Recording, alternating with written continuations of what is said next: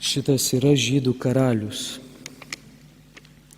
Toks užrašas kybojo virš nukryžiuotojo Jėzaus galvos. Ir jį parengė Poncijaus Pilotas. Jis tuo metu buvo Judėjos valdytojas. Judėja tai vieta, kurioje vyksta šiandien girdėta Evangelijos scena. Ir iš Jono Evangelijos žinome, kad šis Pilotas paklausė Jėzaus, ar tu esi žydų karalius? Ir pirmiausia, Jėzus atsako, mano karalystė ne iš šio pasaulio. Kas yra karalius šiame pasaulyje? Kaip suprantame karalių? Tai tas, kuriam kiti tarnauja. O juk Jėzus Evangelijui sako, kad jis pats atėjo ne tam, kad jam tarnautų, o kad jis tarnautų, pats tarnauti. Štai kokia yra Kristaus karalystė – tarnauti. Tačiau kam? Kam pirmiausia tarnauja Kristus?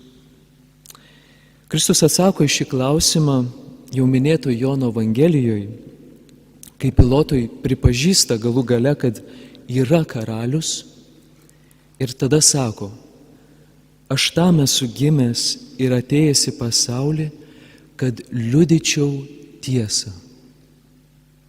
Štai kam tarnauja karalius Kristus – tiesai. Ir toliau Jėzus tęsia, kas tik brangina tiesą, klauso mano balso.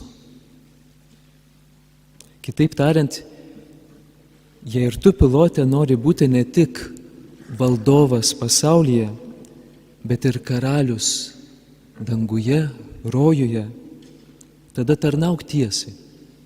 Tai reiškia, klausykis mano balso.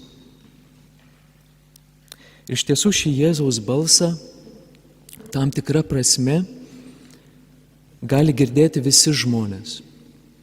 Net ir tie, kurie kaip Pilotas dar net pažįsta Jėzaus kaip savo gyvenimo karaliaus, kaip savo gyvenimo viešpaties. Šį Jėzaus balsą gali girdėti visi žmonės, nes visi žmonės turi sąžinės balsą. Taip, būtent šis sąžinės balsas liudija tiesą, kiekvieno iš mūsų širdyje. Ne kažkokią teorinę tiesą, abstrakčią tiesą, o tiesą, kur yra glaudžiai susijusi su mūsų gyvenimu. Šis sąžinės balsas iš tiesų mus skatina gyventi dėl tiesos, skatina daryti gerą ir vengti blogą. Kadangi visi žmonės turi sąžinės balsą, visi žmonės gali tarnauti tiesai. Ir todėl visi žmonės gali būti karaliais, kaip Kristus yra karalius. Tačiau, deja, šis sąžinės balsas gali būti iškreiptas, gali būti nuslopintas ir net nebegirdimas. Ir tai galim pastebėti šiandienos Evangelijoje.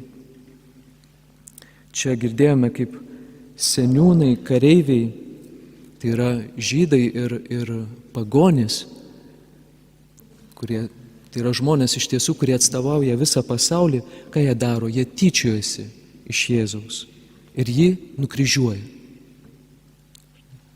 Vienintelį nekaltą žmogų jie smerkia myriop. Turbūt neįmanoma pasielgti nesąžiningiau. O Jėzus ką daro? Jėzus tyli. Jis nieko nesako tiems žmonėms, kurie jo neklauso. Ir tai reiškia, kad tie žmonės iš tiesų jie nebegirdi Jėzaus balso, nebegirdi sąžinės balso. Tačiau yra vis dėlto vienas nukryžiuotasis šalia Jėzaus, kuris girdi sąžinės balsą.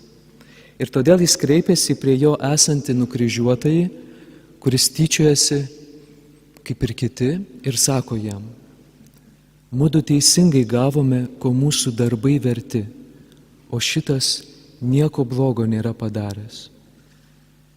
Mudu teisingai gavome, ko mūsų darbai verti.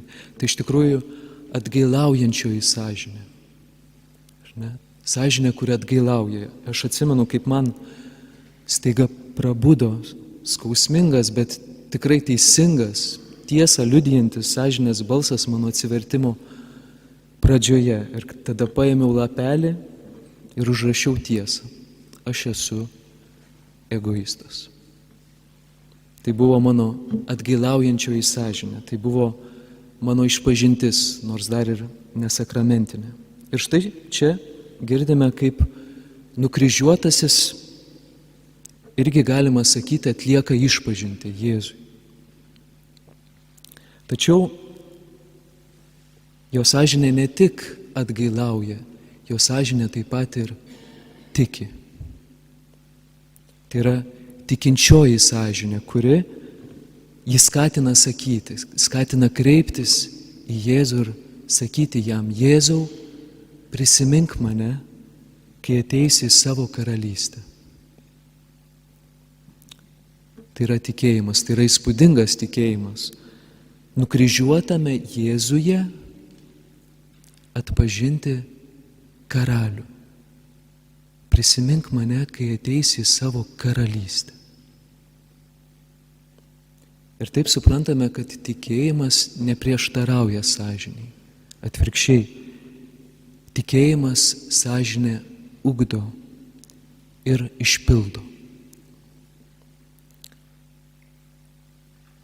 Ir koks yra sąžinės išpildymas, Jėzus pasako pačioje pabaigoje: šiandien su manimi būsi rojuje. Tai reiškia, dabar tiki, bet netrukus regėsi. Pereisi iš tikėjimo į regėjimą. Su manimi būsi rojuje. Tai reiškia, būsi karalius kaip ir aš, nes atpažinai manyje karalių.